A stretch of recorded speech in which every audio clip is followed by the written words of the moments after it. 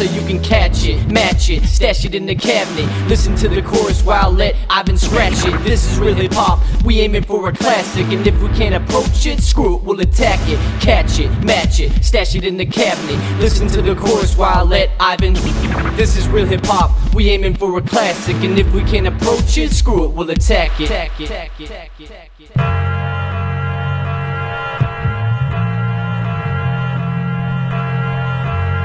What you know about classic music? What's going on, everyone? Welcome to the Retro Wrestling Review Series, and I'm here with Chris. And I'm on the Birdman Fence, and today is a mutual pick. It's kind of my pick. I recommended we do this, but this is a retro we've wanted to do for a while. We're reviewing Raw from... You wanted to do. But we've talked about doing it for a while. We'll talk about why that's the case in a second. But today we're reviewing Raw from June 23rd, 2003. January's way too early for that. I don't know why I always mix up June and January. If you ever notice, I always say June is January and January is June. So you could just combine them into one and be January. Yeah. So I don't know what's going on there, but yeah, there's a reason we're doing this. I think when we get to the part why it's your pick, we'll actually talk about it. Because you have a story with that. I don't think you've ever told this story on the air. You've told us the story before, but you never told it on any type of podcast or anything like that. But this week, Raw's in MSG. Not Raw, SmackDown's in MSG. And I wanted to do an MSG show, and I picked this one. And this is where we get to the part of why it's your pick. When we actually get to the main event, we'll mention why, it's part of your pick. But this is a retro we've talked about wanting to do for a while. So let's waste no time and let's actually start it. But obviously, let's talk about the state of professional wrestling around this time. The state of professional wrestling was kind of weird at this time. It was still fairly popular, but you could definitely tell it was like not as popular as it once was, obviously in the Attitude Era. 2002 wrestling was obviously still, that's kind of when the popularity waned a little bit, even though the product was still on fire at this time and everything like that. Obviously, the popularity of wrestling wasn't what it once was because WWE was the only game in town at this time. But the shows were still relatively good. SmackDown was on fire at this time with just consistent storylines and consistent wrestling. Just SmackDown was really on fire. I think the pay-per-views was always a banger too. All the star power was kind of on SmackDown if you really think about it. Oh yeah, it was big time. As they like to talk about that SmackDown 6, I think it was. Yeah, it was SmackDown 6. And then I feel like I said in the SummerSlam 2003 retro that Raw kind of was a dumpster fire at this time. And now that this is kind of the beauty of doing retros. Now that we've kind of watched the Raw Underground retro, I think I can say that Raw was not as big of a dumpster fire as I thought. When you kind of watch the show, it really isn't a dumpster fire. I think the why I say that is because this is kind of the reign of terror of Triple H. And this is like the worst as it is, by the way. This is like when he's the world champ, and this is right after he beat Booker T. He was in that pretty bad feud with Kevin Nash at this time. He just come off that terrible feud with Scott Steiner. Other than that, I feel like Raw just wasn't as exciting as SmackDown. I think mainly because of the reign of terror of Triple H. Anytime they would build up a new star, they would just be built up just to be fed to Triple H, pretty much. And I think that's why a lot of people kind of don't have very fond memories of Raw around this time, is because this is when the reign of terror of Triple H is, like, annoying, too. He's beating everybody. Like, if you remember, he's the world champ here for, like, a while. He won the belt, I think, at Armageddon 2002. Long working time. It was from Shawn Michaels too. Yeah, and then, but I just don't think Raw was as excited as SmackDown. They were also doing the co-general manager thing with Stone Cold Steve Austin and Eric Bischoff, which lasted way too long. It really wasn't very exciting. It worked, and it was good at times because people love Steve Austin. Yeah. But at the same time, it had shelf life, and I mean, at that point, it's probably way too early to eliminate Eric Bischoff as GM. Yeah. And put Stone Cold in, even though Stone Cold was super duper over. But yeah, it definitely had a shelf life. Also, too, I don't think that happens yet, but fairly soon they add that stipulation where Austin can't put his hands on the wrestlers unless he's physically provoked. And I think I talked about that. It didn't really make sense. Because he would just come out and just beat the shit out of everyone. But I think I talked about that. It didn't really make sense that Austin would care about that. Like, Austin's never really been known to care about his job or anything like that. And all of a sudden he did at that time. It just didn't really make sense. And then they did a good thing. They finally brought back the Intercontinental Championship, which was great because they got rid of that title for no reason. And they finally brought that title back. They also, I think that, I mean, obviously this had happened, but they lost a lot of their belts because they retired the Hardcore and European Championships.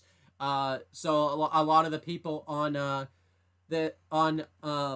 Raw felt very unfocused around that time because they lost the main titles that they were competing for. But yeah, but at least the shows looked different. They had their own different sets and everything like that.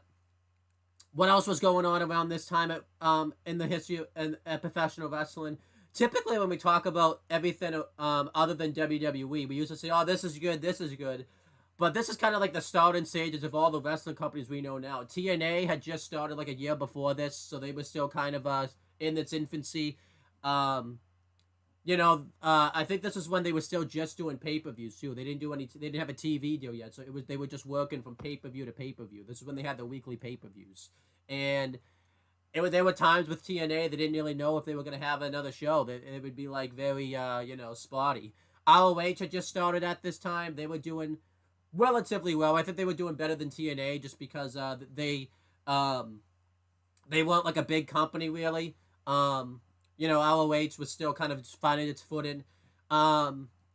New Japan was doing all right. I think this is right before New Japan kind of goes downhill. Right before they kind of switch to like the MMA people they're trying to look at. But this is New Japan still doing fairly okay. AAA is doing okay. Again, I think I talk about this. None of these companies have any TV deals or anything like that, so they're just kind of floating around. Really nothing there. Like really, WWE is the only thing you can really watch at this time. Unless you went to like a local indie show or anything like that. And even though you were like 12 when this show happened, Chris, I don't think you were doing any of that shit. You're just about the E. You only watch the big leagues, pal. You're not watching any.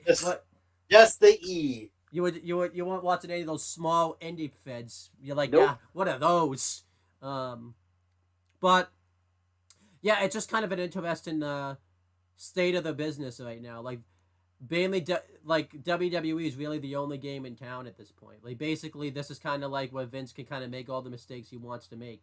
Obviously, he can't, like, make his company go bankrupt or anything like that, because that could have still happened. But, like, he didn't really have anyone to fight in the war. Like, TNA still wasn't, like, a big company at this time. I don't think it really gets big until, like, probably 2004, 2005-ish is when it kind of... 2005, for sure. Yeah. And then... ROH, I don't think, is the same time when that gets big, and the New Japan's still not big, so the state of wrestling's kind of sad at this time because, like, this is why I kind of like I think like a lot of people say, oh, wrestling now sucks and stuff like that. At least there's more options. It was like, no, WWE was really the only option in 2003. And, I always like, even though you mainly watch WWE, you obviously watch AEW every week, but it's nice that I think you'll admit it's nice to have options to watch. I mean, obviously technology's bigger now too. You can watch all this stuff now and everything like that too. So, but that's pretty much it. Let's just get to breaking down this show. This is when the brand split's still going on. I think this is roughly, I would say, a year of the brand split, because I know they did it technically in 2002, but then they redid it like around this time last year. So this is kind of like a year into the brand split. And the comment and the set looked cool. This is when they had the Raw set, which I always liked this set for Raw. I like Raw had like the big screen and everything like that, and SmackDown had the SmackDown Fist, which that's the one you don't like, right? Like you think it's overrated and all that type of stuff. Yeah. Um, so that was cool. Um, so everybody that was on Raw stayed on Raw, and everyone that was on SmackDown stayed on SmackDown. They had their own pay-per-views and everything like that. I know what you're thinking, Chris. Why are you explaining a brand split? It's pretty obvious what a brand split is. With how they do the brand split nowadays, there's a reason I explained that. Because people are just bouncing back and forth wherever they want to anyways. So this is why I explained a brand split. They actually stuck to a brand split back then. Isn't that nice, sticking to a brand split? Never heard of that before, huh? Nope. Yeah. Who would? Yeah. But yeah, let's get to the show. We had Joey the King Lawler and Jim Ross on commentary. They were the main Raw commentary team. They did very well on commentary. I think we talked about it, like Attitude Era up until probably like 2007, 2008. Jerry Lawler and King were the best on commentary. I always thought they were great. We've talked about that before. We don't need to mention it anymore. We've done career retrospectives on them before. This was an MSG. I can't get the numbers or anything like that because it's tougher to get the numbers for like a Raw. But they said this sold out. It looked very packed there. This was the first time Raw had been in MSG in a while. I think I don't remember exactly the time frame. When Raw itself was in MSG, they did mention because he comes out later that the first time Raw was in MSG. If I had known this, by the way, that would have been the retro I picked. Was when Austin stunned McMahon the first time. So. That was monumental. But let's get to the show. We had the intro where it shows like the WWE Global thing. That was the big intro back then. I always liked that intro. That's pretty good. Then it shows the Raw intro. Across the Nation was the theme song for Raw. I've talked about this before. Probably the best theme song Raw's ever had. I always thought that was an awesome theme song. They kept that theme song from 2002 all the way to like 2006. Like it was really an awesome theme song. It was for a very long time. Yeah. Now they changed the theme song every like year or so now. Probably every season premiere. Yeah. So, this theme song was awesome. It ruled for Raw. It might be my favorite Raw theme song. I think we talked about that before, but it's probably my personal favorite. And then it kicked right off with the match. It was Scott Steiner and Booker T with Stacy Keibler inside versus Test and Christian. So here's a little known fact for you. When James and I reviewed, I bet you're like pissed. Like, how are you confusing me with James? It's like, yeah, I bet you almost like wanted to leave right there. But when James and I reviewed the 2002 episode of Raw with the Draft, there was actually a tag match on that show where Christian and Booker T teamed up and they faced Edge and DDP. So it's kind of cool that like you kind of watch this show and it's like, but not even a year. It's like almost a year later type of thing. They were doing that match again, except they were on different teams this time. So that's kind of cool. There was 2 ongoing storylines at this time. Scott Steiner and Test were feuding over basically the managerial services of Stacy Keibler. Scott Steiner at Bad Blood had just defeated Test to gain the managerial services of Stacy Keibler. And this feud really had nothing going on. They dragged it out, and, it was kind of what it was. Far too long. This is when Scott Steiner's days at WWE were just going downhill, too. Like, he was just not good. And he didn't cut a promo on this show, so that's already no money right there. And then Christian and Booker T were feuding over the Intercontinental Championship. They had just brought back the Intercontinental Championship, and Christian had won the belt at Judgment Day 2003 in a Battle Royal. And he cut his hair at this time. I think this is the first time he comes out with his haircut. I think that but this was when his haircut was fairly new. Obviously, this is the way he looks. He was very new to the short hair game at this point. And then him and Booker T were feuding over the IC title. Christian had gotten himself disqualified at Bad Blood, and they kind of dragged out the storyline. This is kind of when Booker T was, his popularity was drained because, not completely, obviously, but, like, he wasn't as over going into WrestleMania 19, obviously, because he got Triple H'd, so, but... Yeah, he did. Yeah. Boy, did he... Yeah. The pyro was awesome here, though, like Booker T's pyro. I think that's always underrated, where, like, his pyro was like a big flame of fire type of thing. I don't know how they could do like catch on fire. Like he was pretty close to his pyro at times. But we had this match here. This was decent stuff. The heels dominate Booker T throughout much of the match. And then eventually Scott Steiner gets the hot tag. It made sense that Steiner got the hot tag because there was no way he was going to be able to take the heat. Like, Booker T was clearly the workhorse in this match. And then the match doesn't even last all that long anyways. He goes on, he starts out on fire. And then, Test tries to cheat. He goes to use the ropes, but Stacy Keibler points it out to the referee. And you knew that spot was coming, by the way. It was either going to be she was going to take his feet off the ropes and point out to the ref. You could just tell the way it was going to happen and everything like that. And then this distracts Test long enough for Steiner to nearly hit a German suplex onto him. And he goes to for a finish, but then Test inadvertently knocks Stacy Keibler off the apron, and she ends up twisting her ankle. And this distracts Steiner long enough for his Test to hit a big boot onto Steiner for the win. And then that was basically it. I gave this match like 2 stars. I thought it was decent. It was way too short. It was only like probably 6 minutes, which I thought was very short. It's about 3 minutes less than that. Yeah. So 3 minutes then. Wow. It went 3 minutes and 13 seconds. But yeah, this was all right though. I thought this continued all the storylines that needed to continue. And yeah, I will say when Mick Foley said during Stacy Keibler's Hall of Fame speech, when Stacy Keibler was on, no one changed the channel. I'm kind of starting to realize why no one changed the channel, because anytime she was on, she was around the big stars like Booker T and Scott Steiner. Who's changing the channel when they're coming on? It's like, yeah, no wonder why nobody changed the channel. They were kind of forced not to. Yeah. But yeah, I gave this match like 2 stars. I thought this match would have been better if it lasted longer. What did you think? I give it about 1.5 stars. It would have been a lot higher of a star rating had the match gone about 3 or 4 more minutes longer. Mm-hmm. But yeah, like it progressed all the storylines, furthered both feuds between Booker T and Christian and Test and Scott Steiner and Stacy Keibler. Yeah, it just was way too short. Yep. Next, we do a lot of these segments. Kane's backstage. We'll get to the reason why, but this is why we're here, Chris. He's having a mask versus title match where if he loses tonight, he has to unmask.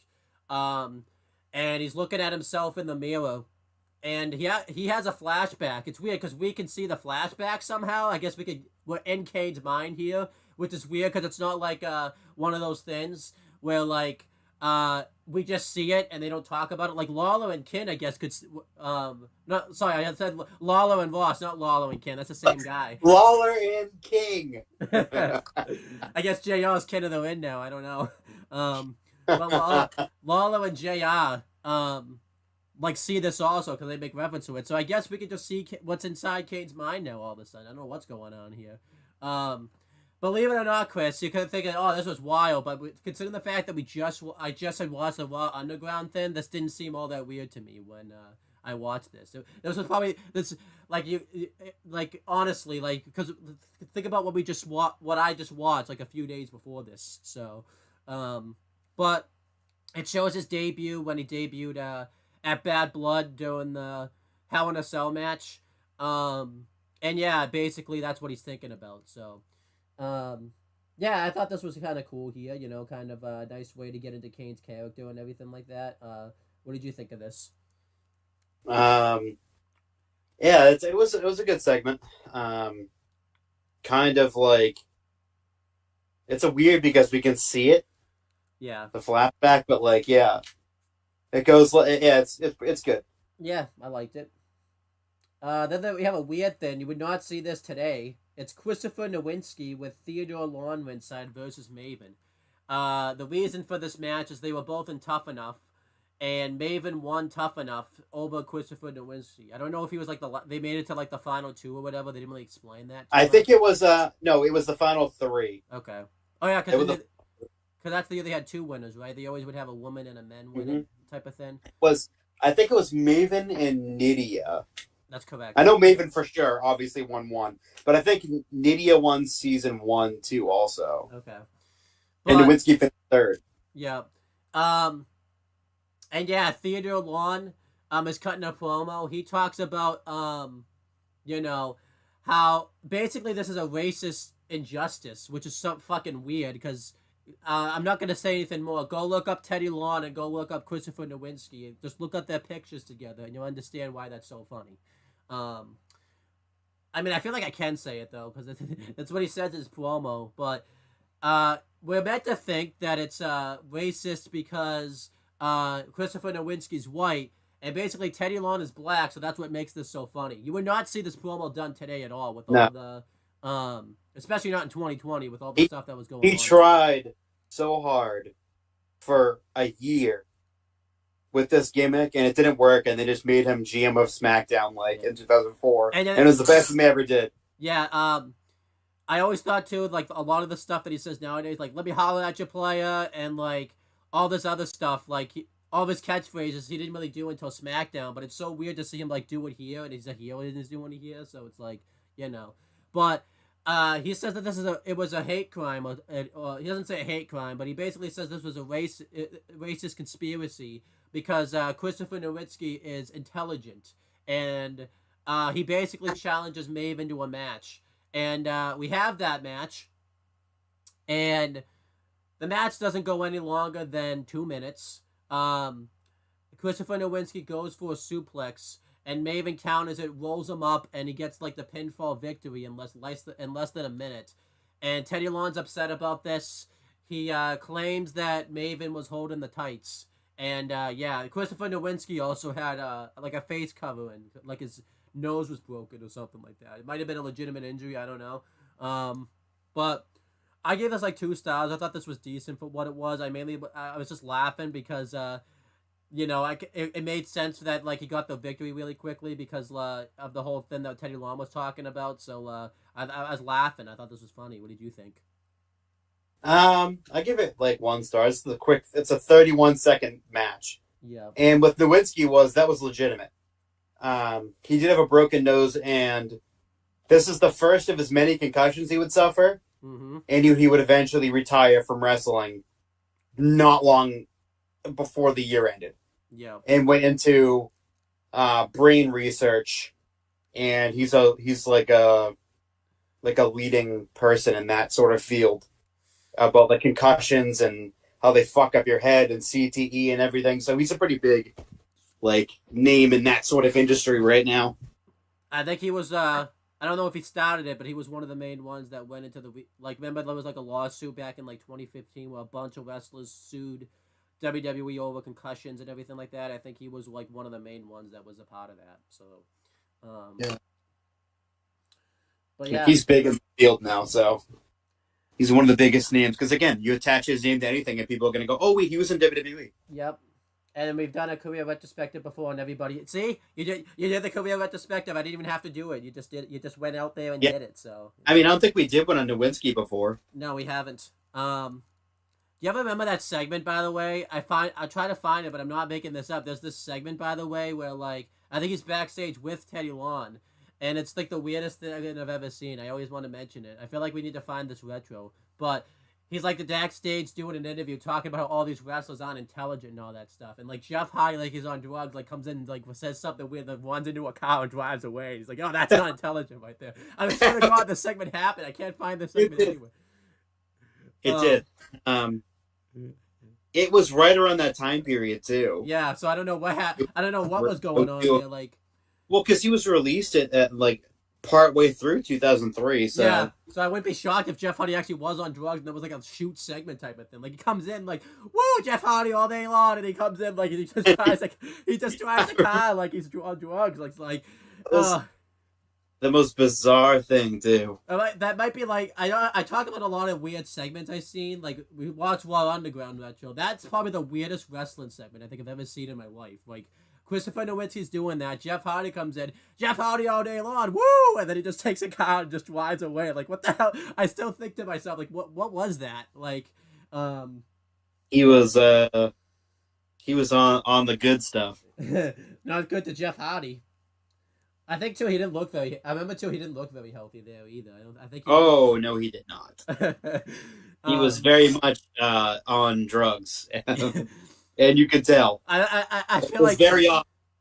I feel like too the segment was scripted, but I feel like Jeff Hardy was like, yeah, maybe I should just do some like he used that as an excuse for his vices. Like maybe I should actually do some drugs to make people think I'm on drugs, but I actually am on drugs type of thing.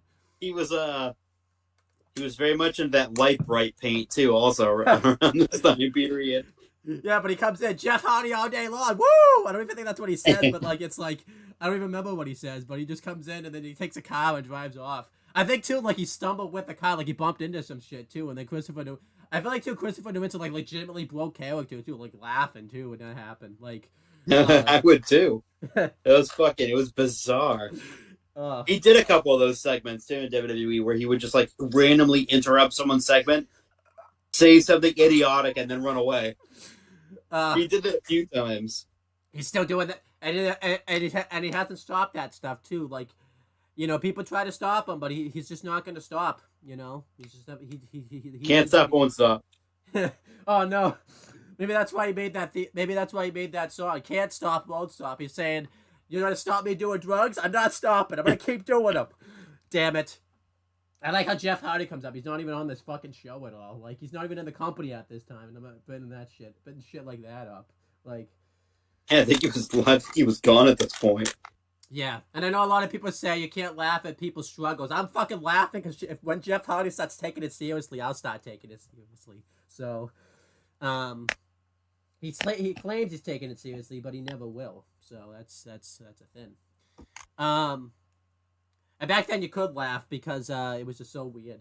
But next, let's get back to this show. Evolution backstage arrives. They arrive in the limousine. I remember too at one point Jerry Law's like, "Oh, who's this guy?" And like it's clearly Evolution. Jerry Law's like, "Oh, who's that?" Obvious. Like, huh? It's obvious it's Evolution. But he's like, "Oh, who's this?" But like he didn't know who it was. Like he thought it was gonna be like I don't know, like some other witch guy coming out of the limousine. I don't know who he thought it was gonna be, but he was like, I'm "Oh, who's fucking this?" some chick with big tits just walking through Yeah. with what you would want. And then like a bunch of chicks come over, like trying to like do something to Triple H, like get autographs. I don't think they're trying to get autographs, but Flair's like he's got a big match tonight. He needs a stamina type of thing. And then they just walk away. Yeah, there was a lot of Evolution segments like this where, like, you know, Triple H, like a beautiful woman. Oh, they did that all the time. Or the drive up in the limo every week was the same fucking drive in the arena, or be like earlier tonight. Here comes Evolution with the limo. Mm-hmm. They open up the door. All of a sudden, here comes Evolution. Like they did that every fucking week. I know a lot of people say they do this now with a certain tribal chief member, but at least it's different when they show up though. Like it's not the same car and everything like that, and like there's always some. I feel like too that like when the tribal chief does that, you're like scared when he does it. When Evolution comes up, you're like, oh, it's just Evolution. You're not really scared. Like whenever, I think other than this week, every week the tribal chief has shown up, I've been like scared. I'm like covers fucking crying, like because I just know it's gonna be bad. But this fucking, when you fucking grow up, huh? Hey, maybe a bottle and a blanket. We'll get to grown-ups. You're not one to talk, because this is why we're here, by the way. You're not one to talk, so. But let's continue. Next, we had the highlight reel. By the way, I don't know how, by the way. We've seen this segment before together. I feel like we just put it on randomly one day. We've seen this segment specifically together, but Jericho comes out. Coincidentally, he's in his wrestling gear. What a coincidence that was. What a coincidence. Yep. And he cuts a promo. He does a bad New York accent, and he's making fun of everyone from New York, which is funny because he was built from New York, even though he wasn't from New York. Hilarious because he actually is from Manhasset, Long Island, New York. Yeah. Because his father, Ted, played for the Rangers, and they lived in New York for the first, 7 years or 6 years of his life. Yep. And they moved back to Winnipeg after his dad retired. So he actually is an American citizen. Yeah. And then he talks about how Stone Cold Steve Austin has had a mistreatment of talent, and he shows on the Jumbotron Was it 5,000 at this point? Mm-hmm. Um, which is funny because they don't even talk. I don't think this is the last time, but they didn't really do much with it anymore when he brought back the highlight reel. It was never the Gerotron 5,000 anymore because he It showed was all the the Geratron. I think the last time we did in WWE was like the Geratron 1500 or something yeah, like that. but he shows footage of Lance Storm competed in a match, and this is when they started that gimmick where Stone Cold Steve Austin thought Lance Storm was boring. He had no personality, so you know they basically got the boring chance, and they were trying to get some excitement out of Lance Storm. You could definitely tell whose storyline idea this was, by the way, when you hear us talking about it. This is why, too, I think Raw didn't connect with people as much as SmackDown, because you would not have seen a storyline like this on SmackDown at this time. Oh God, If Lance Storm was on SmackDown, he would have been like thriving on SmackDown. Not but Raw he's though. boring. Um, but um, yeah, Jericho brings out Lance Storm. He wants him to, he wants to put him as a special guest. This is kind of a cool callback because even though they don't mention it, they were a tag team known as the Thrill Seekers when Jericho started out, right? But Lance Storm was in the business for a little while longer, but they were No, like they had just gotten to Smoky Mountain. They had been in the business for a little while. yeah, but Not like mainstream, but like they had just gotten to Smoky Mountain together. They had trained together. They had been friends for a while at that point. yeah, I think Jericho's first match because he did like a watch along for like a hype to his 30 years type of thing was against Lance Storm too. Like that was their first match against each other. So, Lance Storm comes out and everyone's chanting blowing at him, and Lance Storm, cuts this passage and he talks about how he doesn't want to be known as a character. He wants to be known as one of the best in-wind pure wrestlers of all time. He has these cue cards out that he's just reading off and everything like that. And Stone Cold Steve Austin comes up on the screen. You could kind of tell his segment he was definitely pre-recorded here because he definitely was not live. And he talks about how he was just trying to motivate Lance Storm. He was trying to bring something out of him, but Lance Storm couldn't see that. And now you have a guy like Jericho taking up TV time and everything like that. And Jericho throws shade at Stone Cold Steve Austin. He references that he beat him for the Undisputed Championship, and you've never gotten over that. So Austin says that, since you're so good and you're both in the ring, and this is at this point, too, where, like, a bunch of people, like, moving crew also take out the highlight reel stuff, like when I was doing Lance Storm's promo. So we find out that this is going to get turned into a tag match. It's going to be Jericho and Lance Storm versus the Dudley Boys. Obviously, the Dudley Boys get a big pop here because they're from New York. So that made sense. They made a name for themselves too. NMSG from the tables match with, the Hardys at the Rumble 2000. So they were very big, very over here.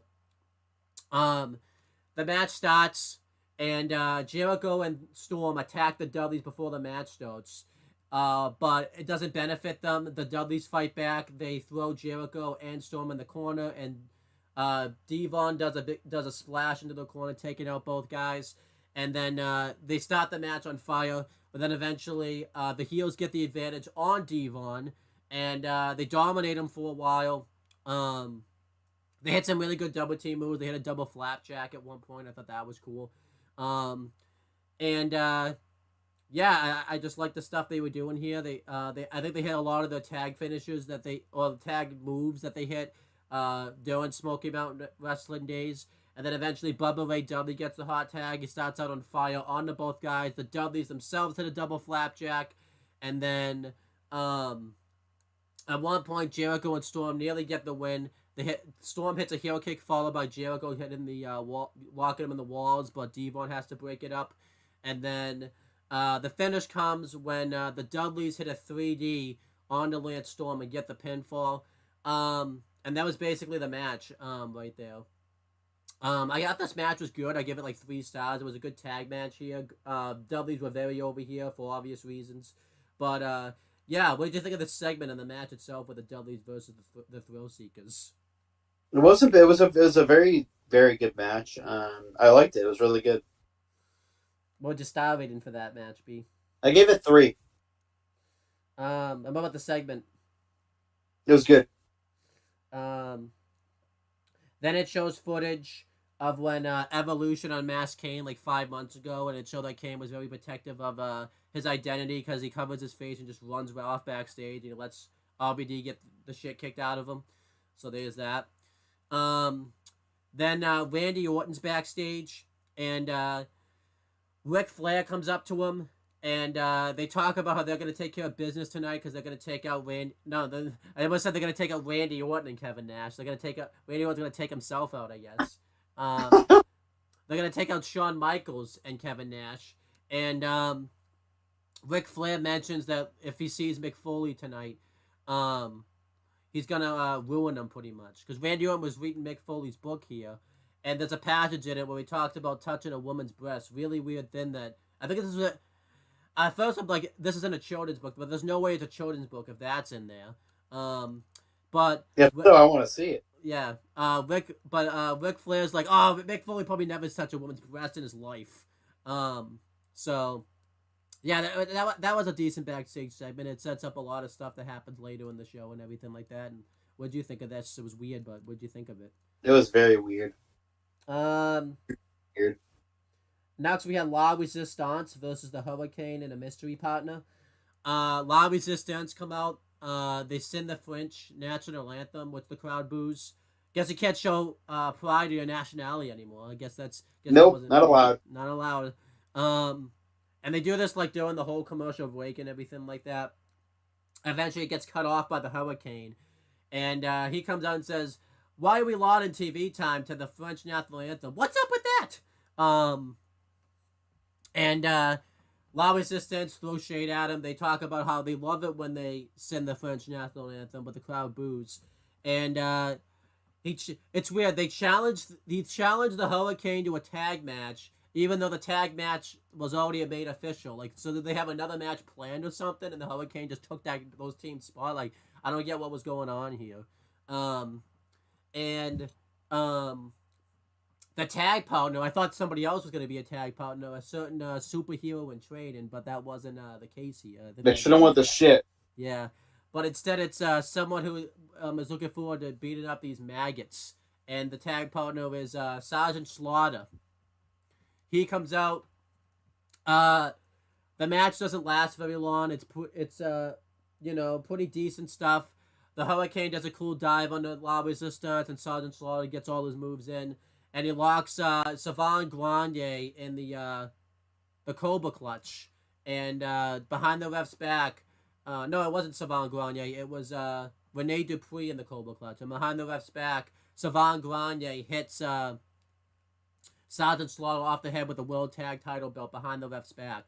And yeah, that's how they get the win. Savon Grande never even got his robe off. Hurricane never got tagged in. I thought this was fairly decent here. It was a good moment for Sergeant Slaughter and that type of thing. It is kind of weird that the Hurricane went from beating The Rock earlier in the year to losing this random tag match here. Kind of not really good progression for the Hurricane here, but I guess it's just kind of weird.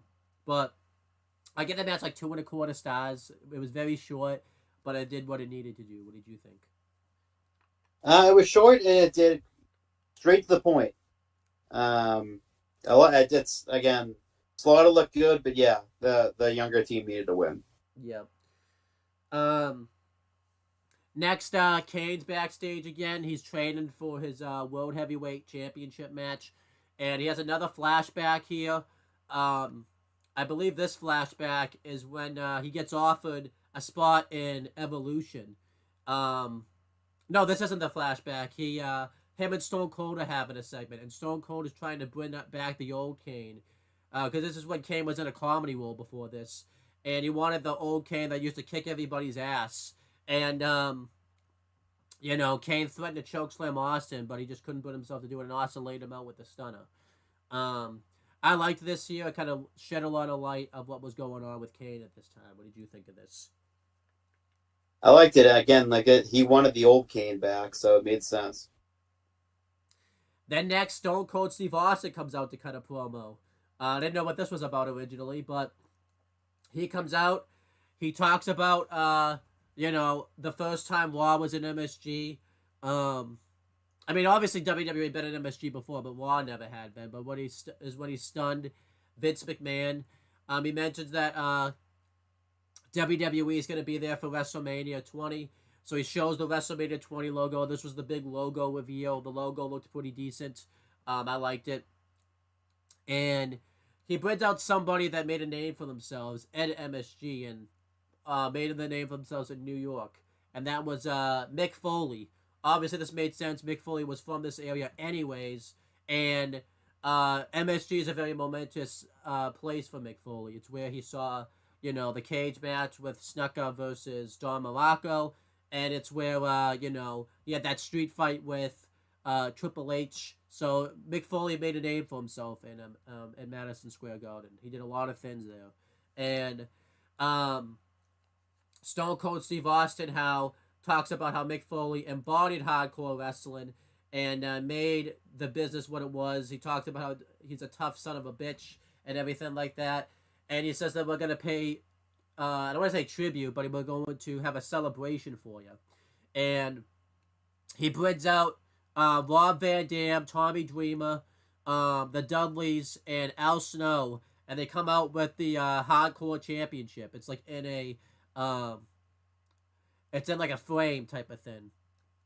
And it made sense that RVD came out with it because technically he was the last hardcore champion before they retired the championship. I like how I say technically he was, like, there's no technicality about it. He won a ladder match. I like how I'm like, oh, technically he was he was the last hardcore champion. What was it? There's nothing technical about that. So they show all this stuff that Mick Foley has done in his career. He's fucking crazy. You see all this stuff. Most of that stuff they show, by the way, too. That's like half of the stuff that he's fucking done in his career. They didn't even show, like, obviously the other brutal stuff. But then Mick Foley grabs the mic. He starts giving a speech. And he talks about how, basically how he's done all this stuff. He said that he would never step foot in a wrestling ring again. But obviously, I've proven all of you wrong before. He talks about his book because his book was coming out at this time. I like how Austin was like, too. I better get a signed copy of that book, by the way. And I like too. Austin says I better get a free signed copy. He wasn't gonna pay for that shit. Nah, fuck that. Yeah, pay for that shit. But then he gets interrupted by Vince McMahon, and Vince McMahon stays in character here. And you know how typically we talk about how they do the typical segments nowadays where it looks like the heel is gonna turn face, but it ends up being a ruse. They do the opposite here, where Vince he's like reaming Mick Foley. He talked about how he never liked Mick Foley when he got signed. He thought all this crazy stuff. He just never understood it, and he says that he actually hates Mick Foley, but he swerves us and says that on a professional level, I just want to say one thing: thank you. And Vince never breaks character here. Like, that's the only, like, even when he says thank you, he's still in the Vince character right here.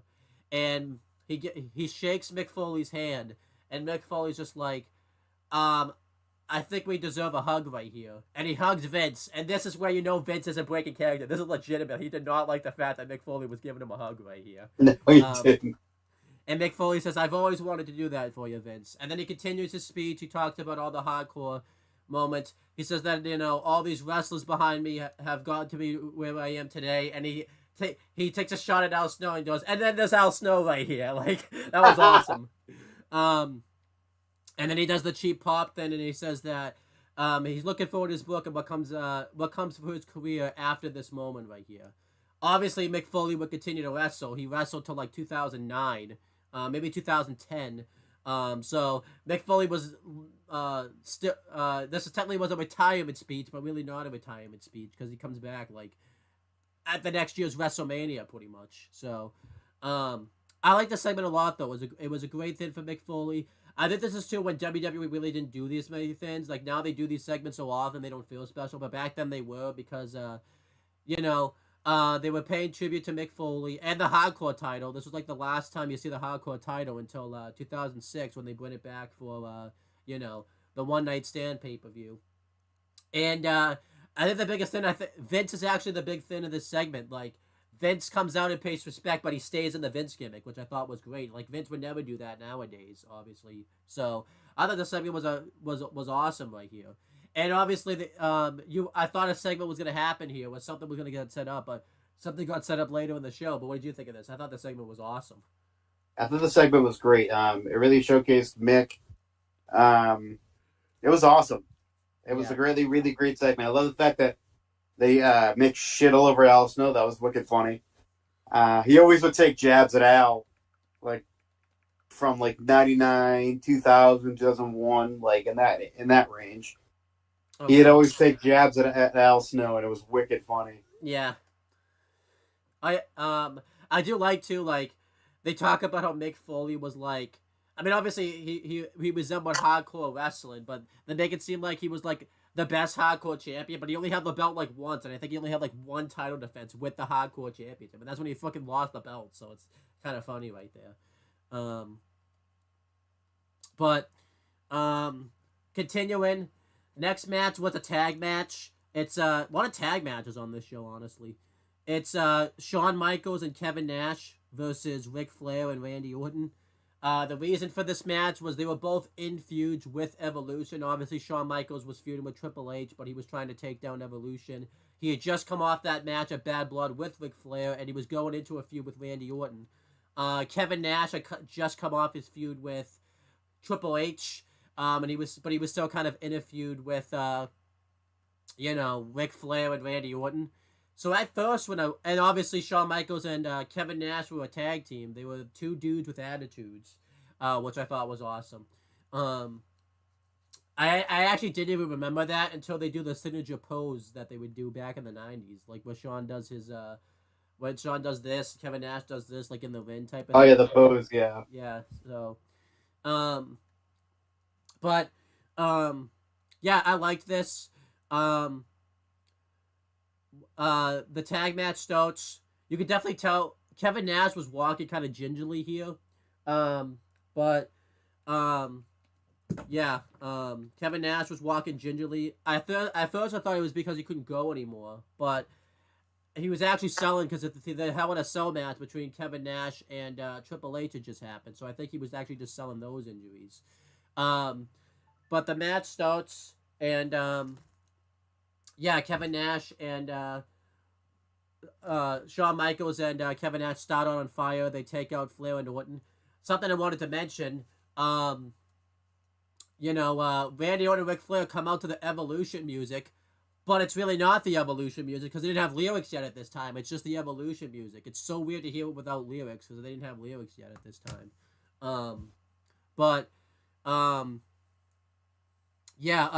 The match starts. Shawn Michaels and Kevin Nash start out on fire. Ric Flair tries to do a chop on Kevin Nash, but it doesn't have any effect on him. Ric Flair falls to the floor begging Kevin Nash not to hurt him, but he's not very successful there. Kevin Nash didn't show any mercy to Ric. Good, he shouldn't have. And Shawn Michaels hits a dive, taking out both guys on the outside, and then the match continues. Randy Orton and Ric Flair dominate Shawn Michaels for a while. They hit some really good tag moves onto Shawn Michaels. They get the heat on him really well. Then eventually Kevin Nash gets the hot tag. He starts taking out everybody. And he hits a really good back suplex onto Ric Flair. And then he tries to cheat at one point, the Evolution do, but it doesn't really work out for them very well. And Kevin Nash brawls with Randy Orton on the outside. Shawn Michaels comes in. He hits the elbow drop, followed by the sweet chin music on Flair. Covers him and gets the win. And, that was the end of the tag match right there. I liked this tag match. I thought it was really good. I thought the in-ring components of it was really good. I thought the storytelling was really well done. And I liked that they had Evolution actually lose here because, Shawn Michaels got his win back from Ric Flair. I feel like Ric Flair taking the loss, it doesn't hurt Randy Orton's momentum at all really much because it's Ric Flair at the end of the day. He can take all the losses that he wants. He's still gonna be Ric Flair. I say that he probably lost to Rodney Mack at one point. He was still Ric Flair. Maybe he is. Maybe he isn't. Maybe he's not Ric Flair. Maybe that was Flick Rare. Yeah, maybe that was Flick Rare. Maybe that was Spartacus. Maybe that was him. He almost was. So. He was Spartacus. Because that never made it to TV, right? He left before that, right? He left long before that was going to even happen. But yeah, I like this tag match. It kept everybody in a feud and everything like that. This was obviously setting up the Elimination Chamber match, too, because if you remember, that match was kind of coming out and everything like that. And yeah, I liked it. I'll give this match like 3.5 stars. It was a really good tag match. Fans were really into Shawn Michaels, Ric Flair, and Kevin Nash. Randy Orton, I wouldn't say they weren't into him, but he was still fairly new. They were just booing Randy Orton here, being kind of mean to him, but it happens sometimes. But it's justified for what Randy Orton does later in the show. But what did you think of this tag match right here? And Chris, I'll say this too. I'm always gonna rank a tag match high because you know me. I love being my tag team wrestling. I love tag teams. So You're a tag team match fan, Blair. yeah, I'm Teddy Long. But what did you think? What did you think of this tag match right here? I thought it was good. I thought it was a very good tag match. A lot of tag matches on the show. I didn't realize that. Yeah. But yeah, it was a good tag match. No one really got hurt in this. Yeah, I liked it. No one got hurt, like momentum wise, and yeah, I thought it was really good. Nash and HBK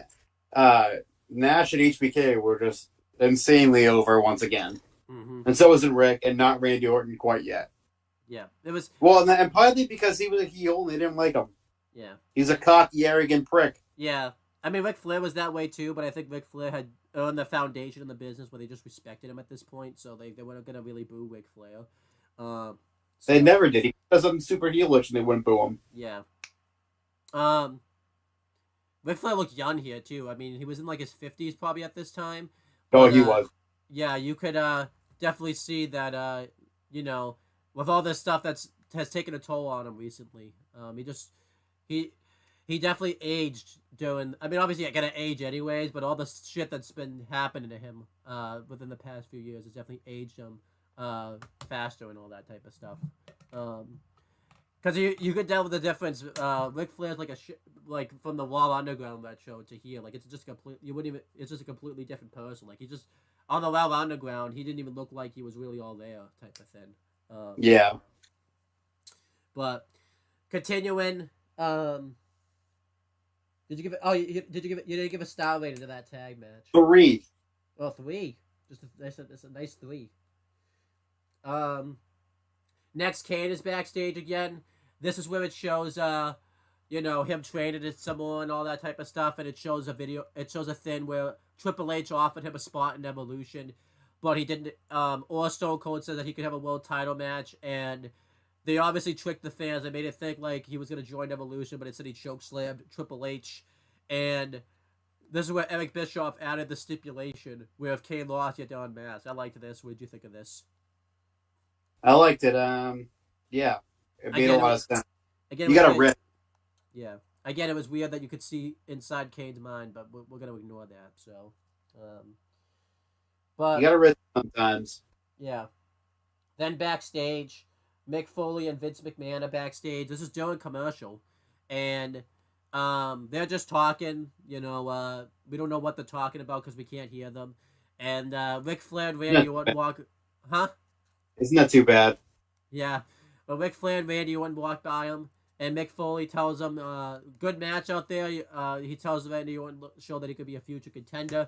Ric Flair takes offense to this, and Mick Foley and Ric Flair brawl, and Randy Orton gets into it. He bashes Mick Foley off the back of the head with the frame with the Hardcore Championship in it, and beats up Mick Foley. Mick Foley's still able to fight back, even though he was bashed off the back of the head with a freaking flame and all that type of stuff. I bet you people are thinking, like, how's he fighting back? It's fucking Mick Foley. Get over yourselves. It's Mick Foley. The guy fought in barbed wire. Yeah. he smashed his head so many times off of concrete. I'm surprised he even has a cranium left. This is before, by the way, what's about to happen to him. And then Randy Orton continuously attacks Mick Foley. He throws him into like some steel grating that's like backstage. It looked like a steel fence. I don't know what it was. And then they fight over to like the stairway, and Randy Orton hits a low blow on Mick Foley. He continuously pounds him, and Randy Orton hits a running kick to the head, which sends Mick Foley down the stairs. This obviously became known as the punt later on. I think was this the first time he did the punt? I think this was the first time he did like the punt. I think it was because they do it. I think again before WrestleMania 20. Yeah. If you think about it, two moves Randy Orton does on the show become known as his signature moves later on. We'll talk about the other move that happens later on. And afterwards, Vince McMahon comes in. Randy Orton looks all nervous too. Like Vince doesn't look happy at first. Like it looks like Vince is just gonna lead Randy Orton the riot act. And Vince then asks, "Let's get some help here." And Vince says, "Let's get a janitor to clean up this mess." And like Vince looks at Randy Orton like he approves what Randy Orton just did. And Randy Orton's obviously all happy about this. But this segment I thought was awesome. The only thing that sucked about it is why did they do this during commercial? Why didn't they just do this in real time? That didn't really make sense. It's not like the reaction was gonna be all different if you did it in real time. It was really weird. But obviously I like this. I didn't even realize that like they had this storyline started with Randy Orton and Mick Foley like all the way back here. But it made sense because obviously it set up the storyline going into 2004 with the tag match with the Rock and Sock Connection versus Evolution, and then obviously the hardcore match at Backlash '04. If you want to watch that retro, you can watch it on this channel. It's on here. Maybe I'll link it. It's a great match, dude. It's a great rewatch. Maybe I'll link it in the comments and pin it. Maybe I won't. Only I know. It's either gonna be I forget or I just choose not to do it. It's gonna be one of the two. But yeah, what do you think of this segment right here? I thought this segment was really, really good. Great, actually. Again, like you said, like it sets up the WrestleMania 20 match. So yeah, it's awesome. Yeah. The match itself sucked, but the build up to it was actually really good. Yeah. And obviously too, it just showed that WWE even back in 2003 had some nice long term planning, so that's awesome. Then we had Rodney Mack with Theodore Long ringside versus a mystery opponent. Before the match starts, Teddy Long's cutting a promo talking about how he's already had a guy lose tonight, but he said that that's not going to happen tonight because we're going to issue a white boy open challenge. That's legitimately that's what he says. A white boy open challenge. Only a white man could accept it. And it's not just a white boy open challenge. It's a white boy 5-minute open challenge where the match is just going to last 5 minutes. Rodney Mack at this time was undefeated. He never lost like a singles match or anything like that. And who accepts none other than Goldberg. And Really? Yeah, Goldberg comes out doing his pyro. Rodney Mack tries to attack Goldberg, and Goldberg like spears him like as his pyro was going on. That was kind of cool. I never saw something like that before. Surprised the guy didn't get caught on fire or anything like that. Like it was just insane. And then Goldberg attacks him before the match. The match actually starts, and then he ends up just hitting a jackhammer onto Rodney Mack. And he gets the win. The match lasted like 26 seconds, so this was the end of Rodney Mack's undefeated streak. And Goldberg wins. I'll give this like 3 stars. This is exactly what it should have been. And if you didn't watch anything before this, you would just you would think, oh, they're doing really well with Goldberg. This is when they were kind of screwing up with Goldberg because they weren't treating him like the Goldberg in WCW. He was just having long matches, and this is right before they ultimately screw up with them with the SummerSlam 03 shit. So yeah, that's that. But what do you think of this? It was a squash. Yeah, we don't like it. Was friggity. I mean, I think as you know, I'm not the biggest Goldberg fan. I think you. I don't know how you feel about Goldberg nowadays, but how do you feel? Are you into Goldberg? Like I'm not as into Goldberg obviously because I do like Goldberg, but yeah, it's not like a complete fandom of Goldberg. Yeah. Maybe I've just never been the biggest fan of Goldberg, obviously, because anytime there's a thing I'm interested in, he always kills it. If you remember, like the Fiend, he killed the Fiend, he killed the Kevin. I mean, think about it. If Goldberg didn't come back in 2016, there might not be an AEW today, actually, if you think about it. Because what was the Universal title match? It was Goldberg as the champion defending against Brock Lesnar. So yeah. But yeah, that's basically it.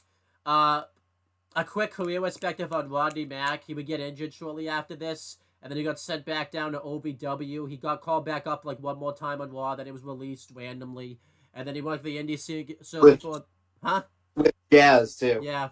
And then he worked the indie circuit for a little bit. He was brought back in. He was meant to be on the ECW brand. He worked on a few ECW house shows, and he was just released again for no reason. And he's worked the indie circuit really since then. Him and Jazz opened up their own like wrestling school, which I'm kind of concerned if you're learning how to wrestle from Rodney Mack. He's not very good anymore. He never was good, so I guess because Jazz is doing it, I'm a bit less worried.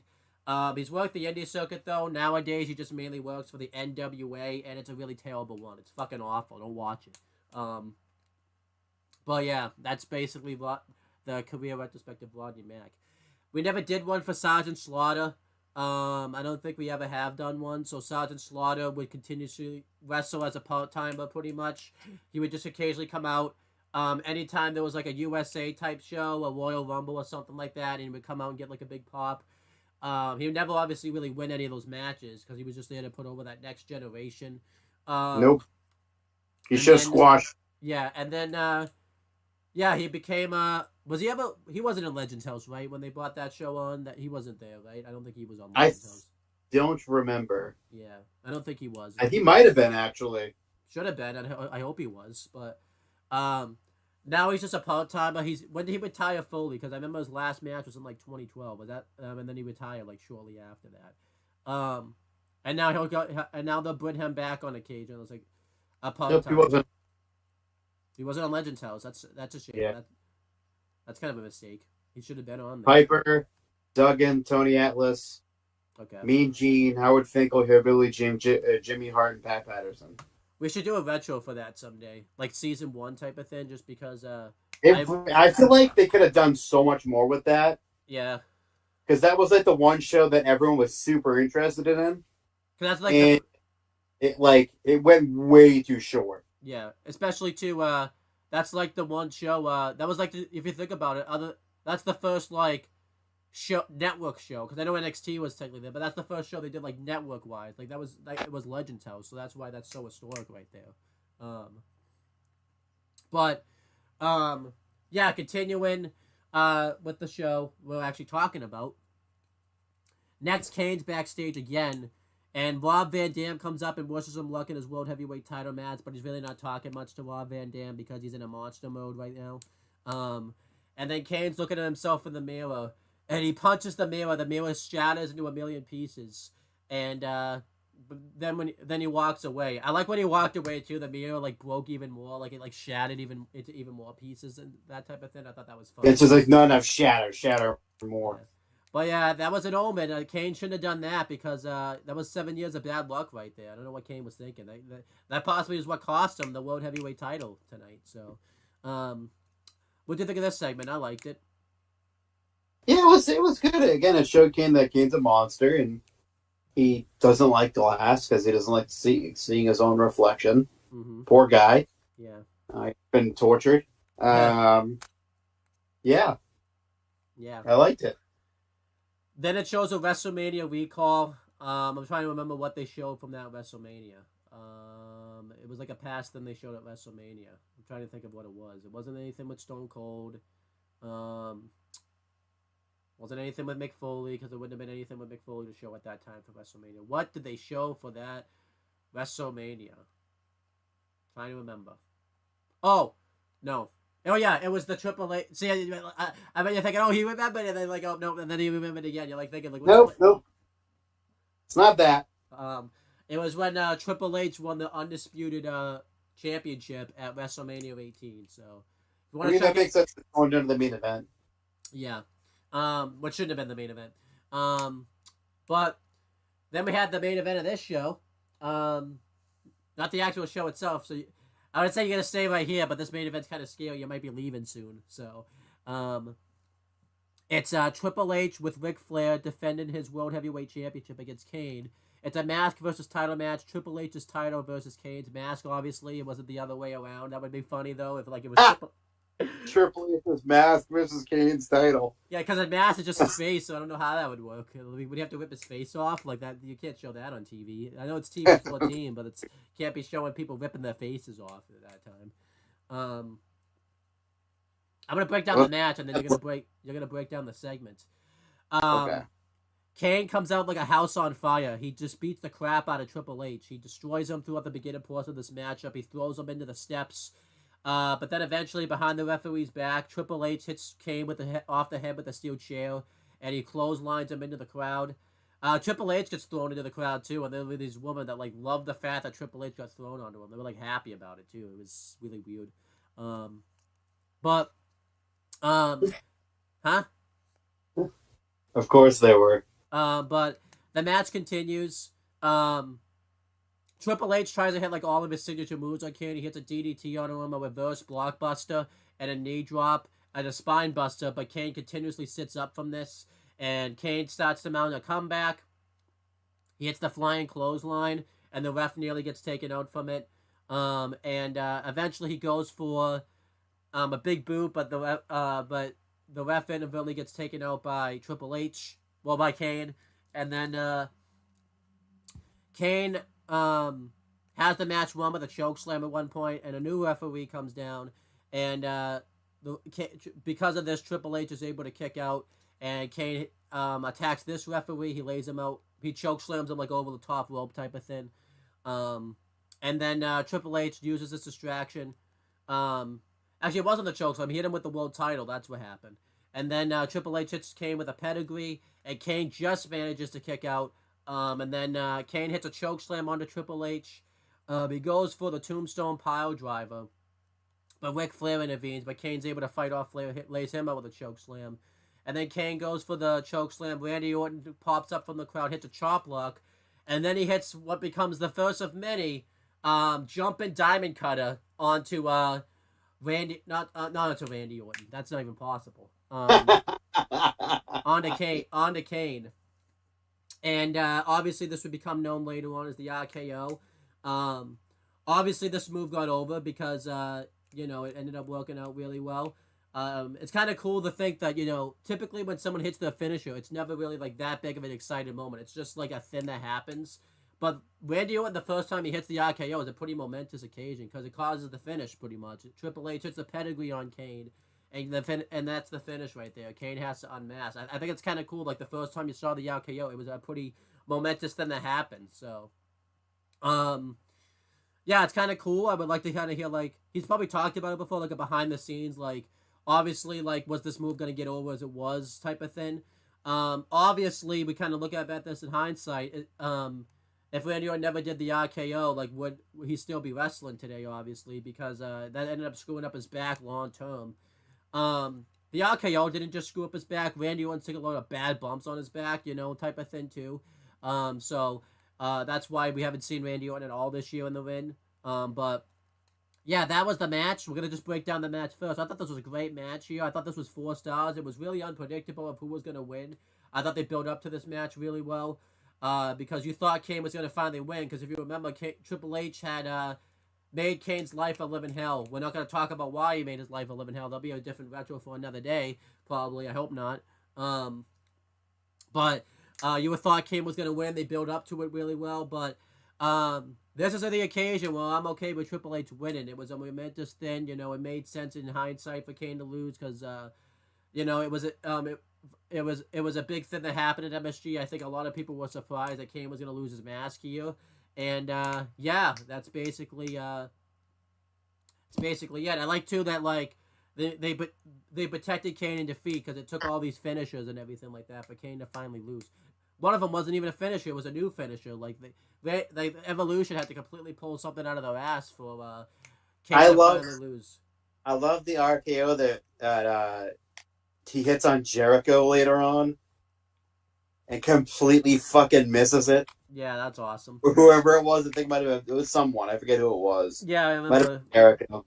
He went to go hit it, and he fucking just completely misses it back bumps. Yeah. It kills me every time I see that. Because no one knew how to take the move at the time because it was still new. Because I think it was either Jericho or Benoit because they were like mid submission, and the thing is like he's supposed to eat the RKO from the submission, and he bounces off the ropes and completely misses him entirely. Yep, I remember this. Yeah, and then he goes for it a second time, and then he fucking overshoots it and like. Almost like fucking paralyzes himself. Yeah, the time it took Randy Orton a little bit to get that time of the RKO down. Like now he gets it like perfect pretty much now. So it's crazy to think because this is the same guy that would hit it like after someone went to do like a 450 or like a shooting star press and type of thing. Looks beautiful. Yeah. Again, enjoy those moments because he might not be if he ever does come back, he might not be doing the RKO anymore. So, but But yeah, I thought this match was great. I'll give this match like 4 stars. It was really unpredictable, and it really could have gone either way. And I thought they protected Kane really well in defeat here. A lot of people say they make a great Kane match. So this is probably one of those matches of Kane that really works really well. What did you think of this? I thought this match was really, really fucking good. So I give it 4 stars. It's a great match. The one knock though is actually a couple. One's a nitpick from me, but the match was just a little bit overbooked for my liking, with like the 1,000 finishers and all this shit. But again, like you said, like it got Kane over even stronger than before. Mm-hmm. And this is a personal nitpick. Kane can't take a fucking pedigree. No, he can't. He cannot take a fucking pedigree. I don't know what it is. I think it's the only move that looks like insanely goofy when he takes it. I was gonna say at first maybe Triple H just can't hit it on Byers Kane's size, but he's hit it on Taker and they're like around the same. And Big size. Show, who's actually 7 feet tall, not 6'9". Yeah, and I don't think Kane ever has been able to take the pedigree because he would have matches before, and like I remember the WrestleMania. I know Triple H was probably new to doing the pedigree, but WrestleMania 15, he can't take the pedigree very well there either. So no, he never was able to. He's never been able to take it. I mean, there's moments in this match where a lot of stuff like Kane doesn't take the match does look fairly sloppy. Like the blockbuster and DDT, like Kane kind of goes down a little early, or too late for that stuff. So, but it is what it is. I feel like the story of the match really makes the match itself. Yeah, you have a story to tell. Break down what happens next. We have time because I'm not going to the beach. I don't have time to go to the beach anymore. So we get to this point post match where Kane is supposed to unmask, but he gets the shit beat. That like Evolution comes back and they start beating him up, and RVD makes a save, and they clear the ring, they clear house, and it looks like Kane's about to use pyro and not take his mask off, but he turns around to the crowd and is debating on whether to do it or not. And he does it. He takes his fucking mask off, and he turns around very, very scarily, I might say. And his face is supposedly burned, but it's not. Very much so, crappy makeup job. And he chokeslams RVD to hell and does his pyro, and that's how Raw ends. I will say, I was 2003, so I was around 12 years old at the time. Watching Raw, I couldn't watch fully. I was 10 years old. I was 9. No, I was 9. I was 9. Wow, going around in your ages. I just looked it up. I just looked it up. I was like 8 or 9. No, it's June. Well, how about you? You were right originally. I was 8. Yeah. Because I turned 9 that September. Well, how many years older are you than I am? Because that's gonna. I just because I suck at math. I just looked it up. I just did it on my cat. I just looked it up. I was 8 years old. So at the time, I couldn't watch very much of Raw because I was going to bed at 8:30 because I was still in elementary school. Mm-hmm. So I think I was like in 3rd grade at the time, I believe. So I was going to bed at 8:30. So I could watch. I made a deal with my parents that I would put. I could watch the first half an hour of Raw. That's how it was for the longest time. I couldn't watch the full thing because Raw was on at 9 at the time. Yes, before they moved. Because 9 to 11, so I couldn't stay up that late. So they let me. Eventually, went from 9:30 to 10, so I couldn't watch it after 10. But at that point in time, it was still 9:30. I could watch the first half hour. So I didn't know what the hell happened. So the first thing I did in the morning before I went to school was I would jump on WWE.com. Mm-hmm. And the first fucking thing I see when I turn into WWE.com, little 8-year-old Chris, is a birch-faced unmasked Kane. I quickly X'd out of that website faster than fucking anything known to mankind. Faster than the speed of light. I X'd out of that fucking website so fucking fast. And because it scared the shit out of me. I didn't expect that. And it was the first image that popped up when you clicked it, when you went to WWE.com, it was the first image that popped up Mm-hmm. on the main homepage. So, it terrified me until I was probably an adult. Yeah. I was terrified of Kane until Unmasked, refused to watch it, scared the shit out of me until I was about 18. About 10 years later. I know that sounds pathetic and sad, but that scared the shit out of me. I remember at the Raw 17th anniversary, they did a promo video where it showed Kane unmasking, and I put my feet up on the TV so I couldn't see it. It was a deep fear that I had for the longest time. And I remember once my brother asked me if I wanted to see him do the Kane Rooney. I thought he was going to take his mask off, so I said no. So I didn't watch him do the Kane Rooney either for the longest time. But it was a deep-rooted fear. I was genuinely terrified of an unmasked Kane to the point where I was like, okay, it might have been early 2000 or late 2003 because I was with my friend and we were on the computer. He was watching wrestling at the time too. He had stopped watching wrestling for a long, long time by now. But we went on .com and we went to the Superstar page to see if it had changed Kane's image, and it was shaved. It's like current or present, not present day Kane, but like how he was with like the shaved head, kind of. But he had the shirt on, and I quickly put my Game Boy right up to the computer screen because it scared the absolute shit out of me. Because I thought it still had the render of him with the mask on. And I quickly put that Game Boy right up to the computer screen, and I X'd it out. I was fucking terrified. I didn't watch Raw for the rest of 2003. And probably a mistake. You didn't miss much because it was still the burial of Triple H at that time. So yeah. I don't know what made me tune back in, but I remember at one point I was on my bed, and whenever it would show the Raw rebound, I put up a pillow line across my bed, and I would hide behind it and close my eyes until the Raw rebound was over because I watched SmackDown exclusively for the rest of 2003. And I don't know why I started watching Raw again in 2004. But when I turned it back on, it was like, okay, Kane's not scary. That's not scary anymore. I don't know why. It was just a deep-rooted fear that I had. I do have to know, though, a couple things. One, if you remember, they advertised on Raw, because the website wasn't new, but they were plugging the website huge in 2003. There was a poll you could have voted on whether you thought Kane was winning or not. Did you vote on? Do you remember if you voted on that poll or not when you were 8 years old? I don't remember. Okay. Because I remember that unmasking like it was yesterday. I still have a vivid image of it in my brain. And I have to ask another because if you remember, after this, Kane does show up on an episode of SmackDown when he does like the eulogy of the Undertaker. Did you not watch that episode of SmackDown? Like, were you like too scared to watch it? I don't remember. I don't remember if I did or not.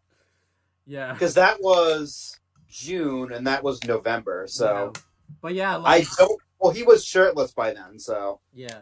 But that's why we're doing this retro though, because Chris has told us this story before. I don't know if you ever told this story like on air. I don't it on camera. It was one of my biggest fears when I was a child was seeing Kane Unmasked. I remember when you told me that. Yeah, I remember when I think you told me, John, and Steve this story. I don't think you might have told James the story before, but I don't think he was like there when you told us the story. Like, I don't even remember how you brought it up. You randomly brought it up to like I was afraid of Kane when he unmasked type of thing. Like you talk about. I think because we're talking about like I don't know wrestling. It was something Kane related. Yeah. And I brought it up, and it was like I can tell you right now, like I've obviously gotten over this fear of unmasked Kane. But I watched Raw from 2003 like 2 years ago or a year ago. From that point onward, and it like I didn't miss anything. It wasn't that great. Yeah. Um, him versus Shane wasn't bad, but yeah, it was just a deep rooted fucking fear of unmasked Kane that stuck with me Yep. until I was nearly an adult. Yep. And I look back on it now and I laugh my ass off because it's like, why the fuck was I afraid of someone who had face paint on their face? That was supposed to be a fucking burn victim, but at the same time, it looked like it was melting off of his face. Yeah. Not even that. Not even that. The next week, he doesn't even have that anymore, too. Like, Yeah, he didn't have it. Well, the next week he had the chains. Yeah. And he had like the Kane attire without the mask on. The shirt, the pants, everything without the mask. And it was like regular Kane again. And I'm like, I watched it when I did the watch back. And I watched it for the first time. I was like, wow. So I missed all of 2003 Raw. Yeah. Because I'm terrified of Kane. And the following week he just went to looking like what he looked like for a long ass time before he grew his hair out again. How did you watch that? Fine. No, how were you not able to watch that, but you were able to watch the Brock Lesnar beating the shit out of... Because that happens, like, not long after this. The Brock Lesnar, like, beating the shit out of Zach Gallen, like Brock Lesnar was a scary individual. That was sadistic, I don't know. Yeah. But yeah, so that's why we're here. We've done a career with respect to before on Kane. We've talked about this too. This you can make the argument this is when Kane's career really starts to go downhill at this time because they really didn't do a lot of great things once he unmasked. There was things about it that were good, but it really didn't make sense that he turned heel. I think we talked about this. He should have just been like a neutral character, like he just attacked everybody, and then his career was dead by the time he gets up and faces Taker at WrestleMania 20, and he's like afraid to face the Undertaker. Like that's kind of where his career. It was done. I've heard that, and he said this too. That Kane has said this that he felt like he needed to do something new. Yeah. With the gimmick, so he thought taking the mask off would enhance the gimmick, and he realized that was a mistake. Yeah. But at that was like a table for three, like years ago when he said that. But like, it's just like he realized it was a mistake to take the mask off, but he felt like the Kane gimmick with the mask got stale. Yeah, the unmasking, I think, needed to happen. They just should have gone about it like a lot better. The Shane McMahon feud, I don't think should have happened. Not maybe the feud, but like the fact that like Shane would beat the shit out of him on some points. It's like, okay, this is supposed to be a monster here. This is Kane type of thing. Like, yeah, and you're getting beaten the shit out of by Shane McMahon. And you know, I feel like too. We've talked about this. I think I've talked about this with Casey actually. And Casey said this best. Like wrestling's a very give and take business. I feel like Kane was too unselfish to a point where it ruined his character. Yep. Like he was really too willing to put over that next generation, which is fine. But with a gimmick like Kane, you have to be very selfish sometimes of when you book strong because that's like a gimmick that has to be booked very strong. And the gimmick of Kane was kind of dying because they were slowly taking away pieces of Kane. Mm-hmm. They took away the sleeves, one sleeve and then two sleeves. And then they opened the mouthpiece up a little bit so he could speak through the mouthpiece. I mean, he was already talking at that point and had the robotic voice. But they were slowly taking away pieces of Kane that made the Kane mystique. Mm-hmm. And eventually the mask came off with it and the shirt came off. Yeah. And it was like, and at that point it's just like, okay, here's another big man. Yeah. Doesn't feel special anymore. Yeah. There's no mystique to it. There's no mysteriousness to it. He's not, it's just like, oh, there's Kane. And then, he started to be placed in a lot of bad storylines, like May 19th, the relationship with Lita. I think it happened not long like a year after this. And it's that part like kills me is like he goes from this to a feud. He went from Shane to a feud with Matt Hardy and Lita to where he forcibly raped Lita and got her pregnant with a demon child and then that has miscarried. And then, by the way, Kane, now the babyface, for some reason. That part always confused. Like, looking back on it now, because I was watching by then, I was like, yay, Kane! As a kid, like, beat up Gene Stacy. He's a He's not nice. And if you think about But it, like, if you watch that segment back like it's Kane's fault that the match even happens anyways. Like, it hit him with the fucking chair. yeah, He hit Gene Sinsky with the chair, and he fell on top of Lita. But yeah, like, at the same time, it's like, okay, so Kane fucking raped this poor woman, yep, stole her away from her longtime boyfriend, yep, and then is now this sympathetic babyface. How? yeah. And then when Lita finally stands up for herself and leaves Kane, she's the heel. She's the He's the heel. What? Well, Um, well, she was a heel in real life, so I mean, at that time. but still, like, not a lot of people knew. Not a lot of people like knew that. Like, that's when it was like, brought known. in really fast, and they really did incorporate that really quickly into that story too. Yeah, and then the May 19th then happened because Glenn Jacobs was going to retire, so they were going to replace Kane. It was With always another, huh? with another Kane. And then he didn't retire, so they just kept Kane going. Yeah, that was always like a bizarre rumor that Yeah. after May 19th, Kane was going to retire, and then there was going to be a new masked Kane that was going to come in Yeah. and be Kane. Yeah. It felt so weird, but it didn't end up happening. Yeah. And then if you forget, Kane actually loses to fake Kane. That's fucking weird. Like he loses to fake Kane. He lost to Luke Gallows. Yeah, and then he beat the shit out of him the next night. Like he did in his mask. And then I believe this is mine, and throws him out the fucking door. Yeah, and then we don't see Luke Gallows ever again. Back to DSW go, the freaking Deacon. Yeah, and then there would be moments where he would look like a monster, like when he teamed up with the Big Show. That was awesome. Yeah, that I hated the May 19 thing, but like that tag team with Kane and Big Show in 06 was awesome. But then they did stupid things with the Then they did then the May 19th then starts. The funniest one was when Sean was the referee, and he was forced to wear the May 19th shirt.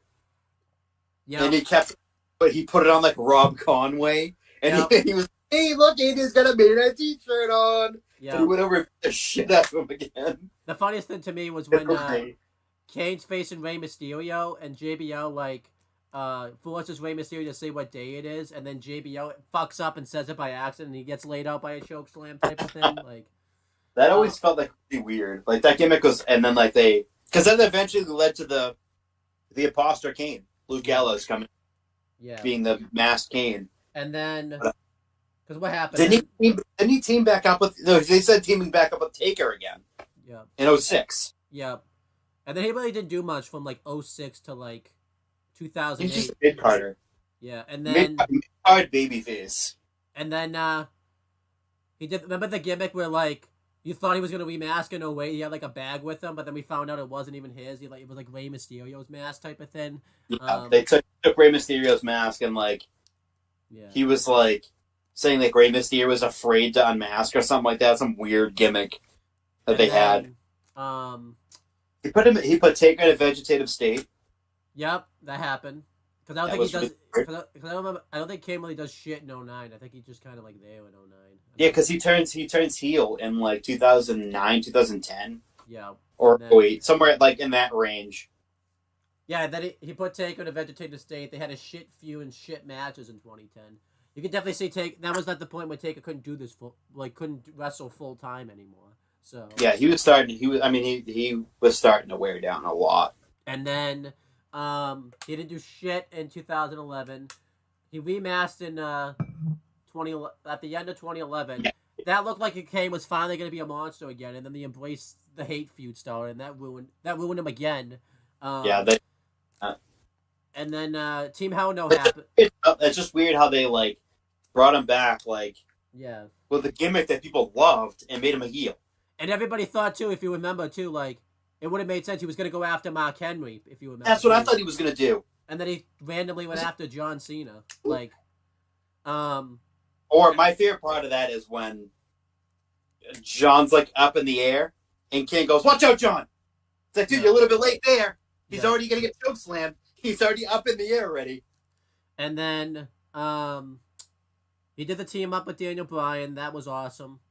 And then I think Corporate Kane killed him forever. He was never the same after Corporate. He was already dead, but I mean, the corporate Kane that feuded with Seth Rollins was really good. I like the Not that switch one. Yeah, not corporate. that. Yeah, but not that one though. Like the one before that, like Oh, early the one before corporate. that when he wrestled in the slacks. Yeah, It was the worst. That 100%. I mean, him unmasking and then being like a mid card heel slash babyface mm-hmm. didn't kill him. I mean, he was still over as a babyface. Yeah, People still loved Kane, but like by the time he unmasked again, it was like, what's fucking special about this? He already did it. yeah. We know what his face looks like. And then It's not. yeah. It was just psychological, so it's not like. And then the corporate Kane thing was just like weird. Like it just didn't really. Yeah, he was just like a. He was like the heavy or like Yeah. I don't know the enforcer like slash fucking Yeah. like GM I guess at times. And then he remasked again. That was awesome when like he feuded with Daniel Bryan for the WWE World Heavyweight Championship. That was awesome. But then eventually, you know, he just took the mask off again for no reason, and then Yeah, he just became I think he gave it to Stephanie. yeah. Every time they had like they needed like the monster back, they would always like they would give him the mask, and then he'd feud with like Daniel Bryan and whatnot. The last like true great run he had was probably when, like you said, when he was Corporate Kane and Demon Kane at like the same time. And the thing is too, they killed that way too fucking soon. Yeah, it was getting over. They had just, I think it was because Braun Strowman had just turned on him, and no, this was after because Braun would face that night at Survivor Series. I'm trying to think of like. No, you're confused. When he was Corporate Kane and Demon Kane at the same time was when he was feuding with Seth. Yeah. Because Stephanie went to go look for the mask and it was gone. Yeah, and then like he was awesome. Like as they should have kept the Corporate Kane thing and like the Demon Kane. Like they should have. Mm-hmm. I think what it was. I mean, obviously they were gonna have to abandon it. They were gonna have to abandon it anyways because Seth gets hurt later on. I think it lasted less than a month. Yeah, because over a month because Seth gets hurt mid feud. I mean mid feud. Yeah, and then he just becomes regular Kane again. Like it's still good, but like he's definitely a part timer by this point. And then he runs for mayor, so he really can't be around all that much. His career's winding down, and he's come back. Like he's still over when he comes back. Obviously, like you know, when they did the Team Health Note thing, that was fun. Yeah, again, that was again that they cut that short too. But again, that was cool to see him come back. But he was doing so many different things. Yeah. That they had to write him off somehow, so they did the ankle thing, and they lost. And then the last great time I think he's come back was when he was Mayor Glenn Jacobs, won the 24/7 title, and then later in the night he comes out as Demon Kane. He gets taken out by the Fiend. That's probably the last great thing Kane's done, I think, in his career. Yeah. I know he's come back, and like he came back and did a few times the Rumble, I think, in the pandemic, but I don't think has he been back? I think he's been back in front of a crowd. I don't think as Kane, but he's been Mayor Glenn Jacobs the past few. Yeah, he's been himself. He hasn't been Kane. Yeah, because I think it was when they were in Knoxville. Yeah. They gave Bianca like something like a key to the city or whatever. Yeah. So or key to Knoxville or whatever the fuck it was or wherever they were.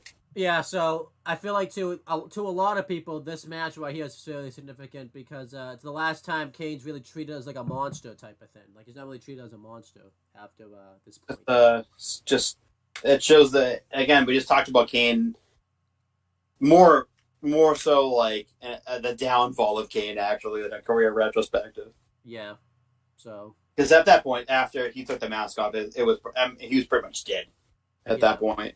I mean, he had like a year, I would say, where he was like a dominant monster heel, and then it just went to the wayside. Yeah, I think we talked about this because it all has to do with Kane just being too willing to put over that next generation. Sometimes, like it's not just the WWE; it's also a little bit on Kane sometimes. Yeah.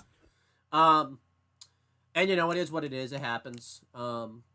I mean, I think too. If Kane had been treated better, he could have retired a lot. Like he wouldn't have had to stay in the business as long. He could have retired a lot earlier than he wanted And to. then just surprise appearances here and there. Yeah. Um. So yeah, there was that. Another thing too, I think Kane was too overexposed. He's someone that never should have been on like weekly. Like he should have been like an Undertaker type of thing. Yeah. Like, who makes? Because Taker in like 2004, when he went back to being Taker, like the Dead Man again, he only would make periodic appearances. Yeah, they always did things to, like write him off TV type of thing too. Yeah. Like So where I'm watching in 2004 right now with Taker is he's only appeared like a handful of times. Yeah. I mean, he's faced like JB. He's in a feud with JBL right now, but like there's mystique. Yeah. Every time he shows up, Taz and Michael Cole go crazy. It's like, oh my god, like this is totally unexpected. You know, it's a surprise appearance or whatever. Like he's not here every week type of thing. Like so, it's special. Yeah. Whereas like with Kane, it's like had he put the mask back on and then like did the surprise appearance, it would have meant something. Yeah. Especially because Taker only worked, if you think about it, like he would work like I think it depended. I think he only worked like the fall, like he would do the fall tour, and then he would like work he would go up to WrestleMania pretty much, and then he would like he always took that time off like after like Mania, up until like maybe like summer, depending on how it worked out. Like if you think about it, he doesn't work. Slam. Huh?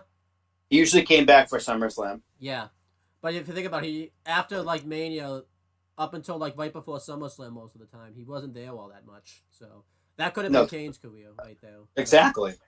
Just made it special. It didn't make it special. Yeah. So it is what it is. But yeah, that's pretty much it. That's the end of this retro. We basically by accident did like a career retrospective on Kane just because like I felt like it was kind of necessary to do that here. Yeah, exactly. And well, we built this retro around Kane. So. Yeah, but we have to do a letter grade. We never did the letter grade. I thought the show's I think the show's excellent. I'm gonna give the show a B+. I think that's a great show. The Kane thing, obviously, I like how they build up I like how they build the show around Kane. To a lot of people, you could consider this like the end of Kane, if you want to say. So it's kind of a significant retro for that. I like the tag match on the show with Shawn Michaels and Kevin Nash versus Randy Orton and Ric Flair. This sets up the Mick Foley-Randy Orton feud that goes into 2004, so that's awesome. And then there's another match on the show that's like a real like show stealer on the show. I remember. The tag match the opener tag match is pretty okay. It's just too short. Yeah, I'm trying to remember what else. Was it Michaels and Nash? Yeah, I said that one. There's another match on the. Oh, the Thrill Seeker segment. That's the match I'm talking about. Yeah, that match is against the Dudleys. Yeah, so that's good. That's really good stuff too. What would you give? So I'll give the show like a B+. It's probably just barely a B+ type of thing. Yeah, I'm probably I give it a B, just because a lot of the matches on there were just filler. Yeah. Like there's like 3 squash matches on here or something like that, or 2. Yeah. Very tag heavy show. I feel like too we should give a flack, even though the women's division wasn't big. No women's match on this show at all. Like that, there should have been a women's match on the show. I would have replaced the Rodney Mack squash. No, because you need Goldberg out there. That was like Goldberg's first time in MSG. I would have replaced the Maven match with the women's match. Yeah, that's Teddy Long with managing Nowinski versus Maven. That should have been cut. Yeah. For a women's match, but yeah, that's just me though. I feel like we didn't. Yeah. I'll give it like a solid B. Yeah, but that's pretty much it, guys. That's the end of this retro. Is there anything you want to plug or promote? No, actually, I don't. I mean, watch SmackDown on Friday. I've already said it, but the tribal chief is going on trial. Yes, he is. So, and I think it's the return of Carlito also too. Oh, it is. What else is advertised? There's another thing advertised. I mean, I don't think it's advertised, but I heard that when he signed his contract, they said July 7th was going to be Okay, when he comes back. So, that's nice. not that was a big surprise anyway, but it was kind of known that he had already signed a contract. Yeah, and then we have some matches announced. Theory's going to defend the U.S. title against Sheamus. We might get a title change tonight. Well, I mean, it's going to be tonight when you see this, probably. So, by the way, I'm going to show... I want to instant reaction, but I'm going to show you, because Mike just finished the thumbnail for this retro. I want to show you because it's really good. I asked... It's an easy thumbnail to make. It looks really good, actually. So, did I send it to you, or did I send it to... It's on your Facebook. I got it. It is really good. I like it. Yeah, it's got the Kane Unmasked, and it shows it like on the screen. So I'm gonna tell him very good. Literally, wrapping up that retro now.